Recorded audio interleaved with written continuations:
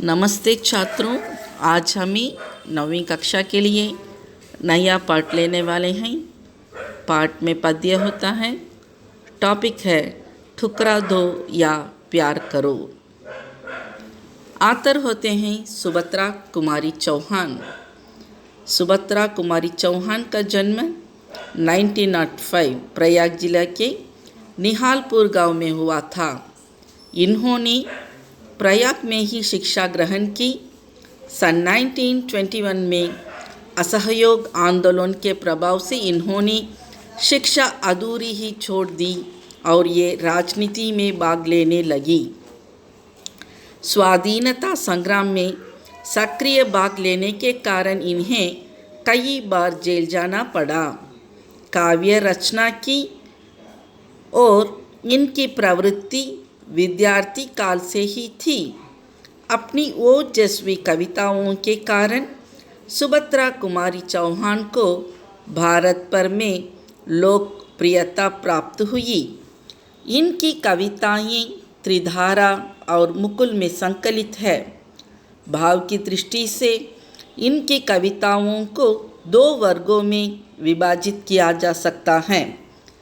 प्रथम वर्ग में राष्ट्र प्रेम की कविताएं रखी जा सकती हैं, जिनमें इन्होंने असहयोग या स्वतंत्रता की लड़ाई में भाग लेने वाले वीरों को अपना विषय बनाया है।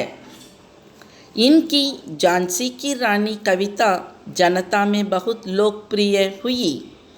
दूसरे वर्ग के अंतर्गत वे कविताएं रखी जा सकती है जिनकी प्रेरणा इन्हें अपने पारिवारिक जीवन से प्राप्त हुई। ऐसे कविताओं में कुछ तो पति प्रेम की भावना से अनुप्राणित है और कुछ में संतान के प्रति वात्सल्य की सहज एवं मार्मिक अभिव्यक्ति मिलती है। इनकी भाषा शैली भावों के अनुरूप सरलता और गति लिए हुए हैं। चलो अब हमें कविता के तरफ देखेंगे। फर्स्ट पैराग्राफ ये है, देव तुम्हारे कई उपासक कई ढंग से आते हैं, सेवा में बहुमूल्य भेंट वे कई रंग की लाती हैं।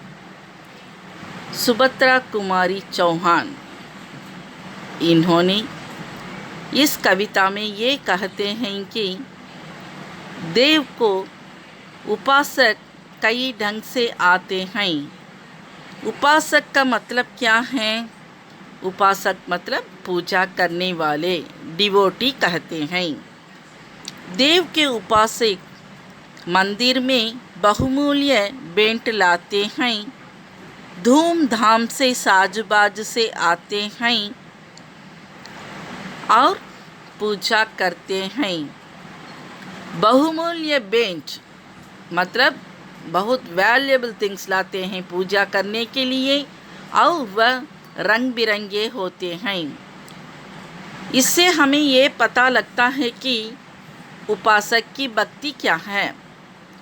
दूसरा पैराग्राफ, धूमधाम से साजबाज से मंदिर में वे आते हैं, मुक्तामणि बहुमूल्य वस्तुएं लाकर तुम्हें चढ़ाते हैं। कवित्री ऐसा कहते हैं कि उपासक लोग बड़े धूमधाम से आते हैं, बड़े साजबाज से आते हैं। मंदिर में आकर वह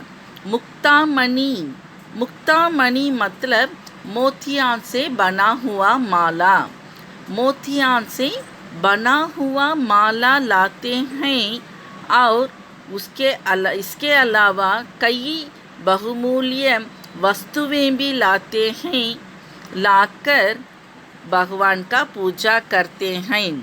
देव के उपासक मंदिर में बहुमूल्य भेंट लाते हैं, धूमधाम से साजबाज से आते हैं, मुक्तामणि बहुमूल्य वस्तुएं भी लाते हैं, लाकर तुम्हें चढ़ाते हैं, लाकर भगवान की प्रार्थना करते हैं। मैं ही हूँ गरीबिनी ऐसी जो कुछ साथ नहीं लाई, फिर भी साहस कर मंदिर में पूजा करने चली आई। कवियत्री ये कहते हैं कि उनकी स्थिति क्या है, उनकी हालत क्या है और वो पूजा करने कैसे आते हैं। वे कहते हैं कि वे बहुत गरीब हैं। कवियत्री अपने बारे में कहती है कि मैं गरीबन हूँ, मैं अपने साथ बिना कुछ लाए मंदिर में पूजा करने आ गई हूँ।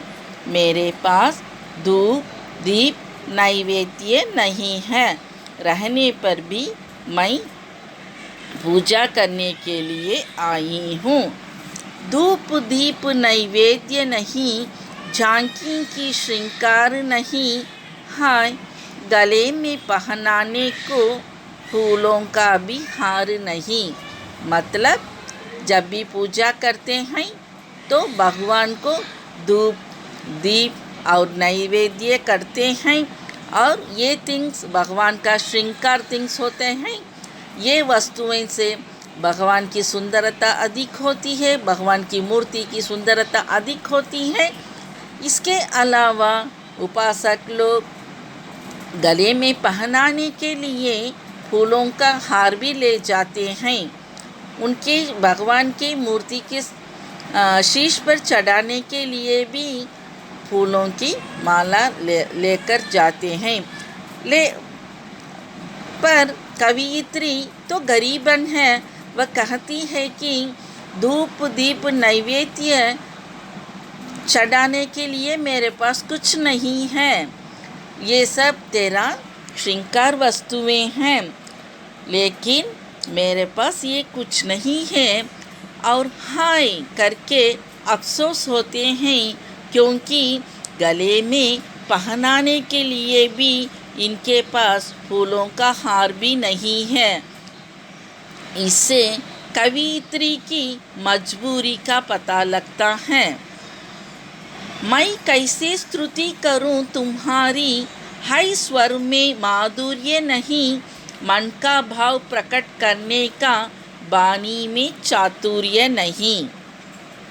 और कवियत्री ये कहते हैं कि भगवान से ये अपेक्षा करते हैं कि वे गरीब हैं, मेरे पास कुछ भी नहीं है जिससे मैं तुम्हारी पूजा अर्चना कर सकूं। कुछ भी ना होते हुए भी मैं तुम्हारे मंदिर आ गई हूँ, अतः तुम मुझे या तो पूरी तरह से अपना लो या मुझे पूरी तरह से टुकरा दो। स्वर में माधुर्य भी नहीं है, जो वॉइस में भी स्वीटनेस नहीं है, मेरा दिल का जो भाव होता है उसे प्रकट करने का चातुर्य भी नहीं है। वो बात वाणी में चातुर्य मतलब वाणी जो बोली होती है उसमें भी चातुर्य नहीं है, मतलब टैलेंट नहीं है। नहीं दापन है नहीं दक्षिणा, खाली हाथ चली आई, पूजा की विधि नहीं जानती, फिर भी नाथ चली आई। कवियत्री कहते हैं कि दापन नहीं है, देने के लिए दक्षिणा नहीं है, खाली हाथ से वे आ गए हैं पूजा करने के लिए। इनसे ये पता लगता है कि उनका निर्दयता क्या है, उनका गरीबी क्या है। जब भी मंदिर जाते हैं हम दक्षिणा लेने के लिए कुछ पैसे लेकर जाते हैं, वहाँ पर गरीबों को बांटने के लिए। कवियत्री कहते हैं कि खाली हाथ चली आई, पूजा की विधि नहीं जानती। पूजा की विधि रूल्स क्या होता है पूजा करने के लिए, जो कुछ ले जाते हैं पूजा करने के लिए, धूप दीप नैवेद्य फूलों का हार मुक्तामणि कुछ ना कुछ लेकर जाते हैं। कवियत्री कहते हैं कि अपनी गरीबी को छिपाकर ये कहती है कि मुझे पूजा की विधि से लापता है, पूजा की विधि नहीं जानती फिर भी नाद चली आई। वह कहती है कि फिर भी नाद यहाँ पर भगवान को कहते हैं। नाद मतलब है, कहते हैं नाद स्वामी, फिर भी स्वामी मैं चली आई हूँ, खाली हाथ से आई हूँ। जब भी मैं पूजा करने के लिए आई हूँ, पूजा के लिए कोई वस्तुएं नहीं है मेरे पास, रहने पर भी मैं आई हूँ। जो करती हूँ मेरे दिल से वो ले लेना। भगवान से ये प्रार्थना करती है कि जो मैं निर्दयता से आई हूँ, खाली हाथ से, लेकिन जो मैं मन से पूजा करूँगी वो आप स्वीकार कर लेना। इससे हमें ये पता लगता है कि कवियत्री अपनी गरीबी को कितना सुंदरता से प्रकट करती है। और ये भी हमें जान लेना अवश्य होता है कि जो वस्तुएं, बहुमूल्य वस्तुएं लेकर जाने से ही भगवान की प्रार्थना की जाती है, हमारी प्रार्थना स्वीकार की जाती है, ये बिल्कुल गलत है। जो दिल से करते हैं वही अच्छा होता है, उनकी ही प्रार्थना स्वीकार की जाती है। जो रईस लोग होते हैं, जो बहुत सारे विभिन्न प्रकार के वस्तुएं और भोजन से उन्होंने पूजा करते हैं, भगवान उनका पूजा को मंजूर नहीं करते हैं। जो दिल से करते हैं वह गरीब होने पर भी उनका पूजा, उनका प्रार्थना स्वीकार किया जाता है। फिर से एक बार मैं कविता को पढ़ती हूँ।